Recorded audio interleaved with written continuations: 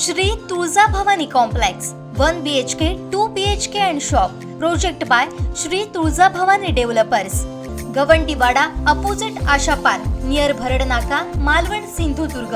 आपल्या स्वप्नातील घर प्रत्यक्षात। Contact details for booking.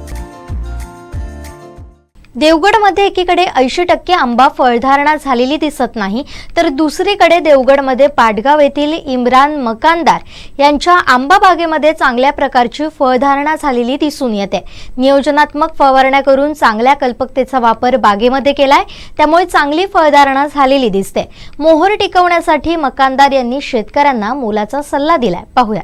तर आता आपण आहोत पाटगाव येथील आंबा कलम बागेमध्ये। आपण पाहत आहात की इम्रानजींनी या ठिकाणी फार मोठे कष्ट घेऊन ही बाग जी आहे ती डेव्हलप केलेली, आणि या बागेमध्ये 80% शेतकऱ्यांच्या या तक्रारी आहेत की त्यांच्या मोहराला फळधारणा नाही आहे। पण इम्रान सरांनी जे काय डेव्हलपमेंट केली आणि त्यांच्या देवगड येथील कलम हापूस बागेमध्ये आता चांगल्या प्रकारे 4 महिने मेहनत घेऊन चांगली फळधारणा झाली आहे, त्याविषयी त्यांच्याकडून जाणून घेऊया की त्यांनी असं काय चमत्कार केला आहे की बाकी शेतकऱ्यांना ते जमलेलं नाही, देवगडातील 80% शेतकऱ्यांना, पण त्यांनी ते करून दाखवलेलं आहे। मेरा नाम इमरान है, इमरान मकानदार, और मैं हूँ मुंबई से।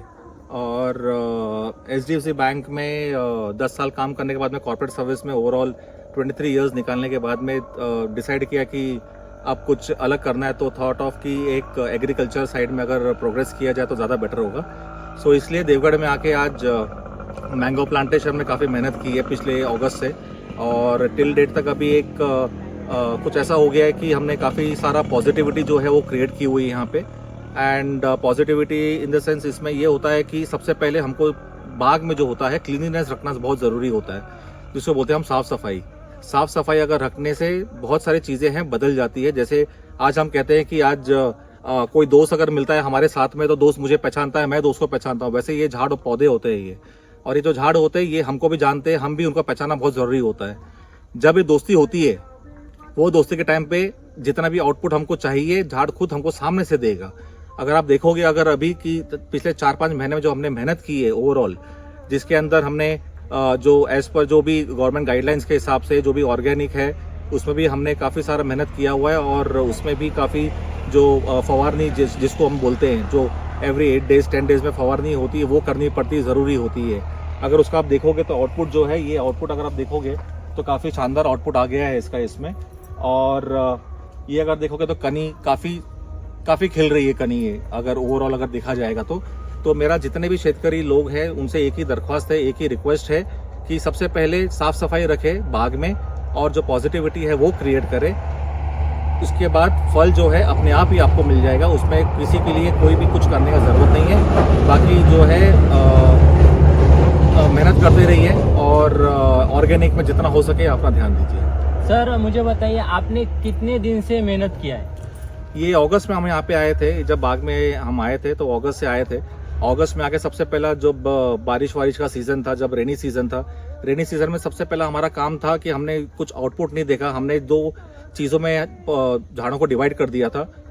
एक जो झाड़ थे जो फ्लावरिंग वाले थे, और एक थे जो नॉन फ्लावरिंग वाले थे। जो नॉन फ्लावरिंग वाले थे, हमारा उसका रिस्पॉन्सिबिलिटी ये था कि हमको सबसे पहले उनको सेंद्रीय खाद डालना है, 100% खाद डाल के उनको हमने छोड़ दिया था। एंड उसके बाद में जो फ्लावरिंग वाले थे, फ्लावरिंग वाले का हमने सीज़न के लिए वेट किया था।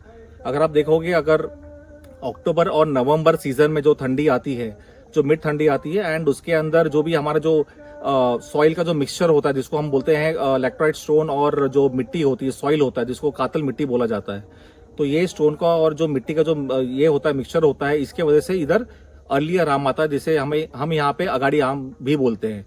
तो अगाड़ी आम जो होता है वो ज़्यादा से ज़्यादा जो तैयारी चालू हो जाती है, अक्टूबर से चालू होती है तैयारी, और वो मार्च तक, वो फेब एंड से और मार्च तक से तैयारी चालू हो जाती है ऑलरेडी। सर मुझे बताइए, आपका इधर आम का कितना पेड़ है और कितना एरिया में है? ये हमारा टोटल जो फार्म है ये नियरली अबाउट 7 एकर्स में पूरा लैंड है, 7 एकड़ में पूरा लैंड है ये, और टोटल 250 ट्रीज है, जिसमें अभी और 150 जो है प्लांटेशन अभी और हम करने वाले हैं अभी। तो प्लांटेशन की तैयारी हमारी ऑलरेडी हो चुकी है ऑलरेडी, और जितनी भी अड़ी बांधनी थी, जितनी भी सब जो सॉइल का जो कॉम्बिनेशन था, फर्टिलाइजर का जो कॉम्बिनेशन था, उसकी भी हमने तैयारी कर चुके हैं अभी। और जैसे अभी रेनी सीजन स्टार्ट हो जाएगा तो उसकी प्लांटेशन की तैयारी हमारी ऑलरेडी चालू हो जाएगी. सो 150 प्लांटेशन, सो नियरली अबाउट अभी मई और जून तक ये फार्म में 400 से 450 झाड़ हो जाएंगे.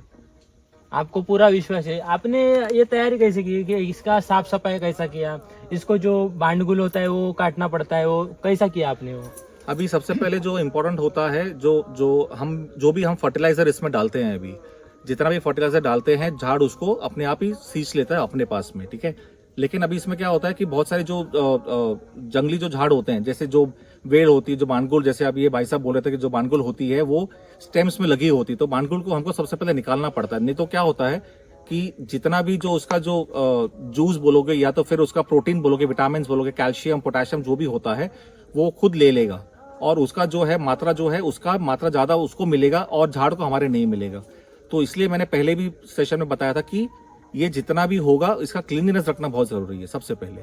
तो क्लीनलीनेस रखने से भी आपको जो फल जो है बहुत बेहतरीन मिलेंगे आपको. थँक्यू इम्रानजी. तर हे आपल्यासोबत होते इम्रानजी. त्यांनी आता 250 कलमांचे आंबाबाग देवगड येथे खूप सुंदररित्या त्याला फळधारणा आलेली आहेत. कोकण 7 लाईव्ह साठी नागेश दुखंडे, देवगड.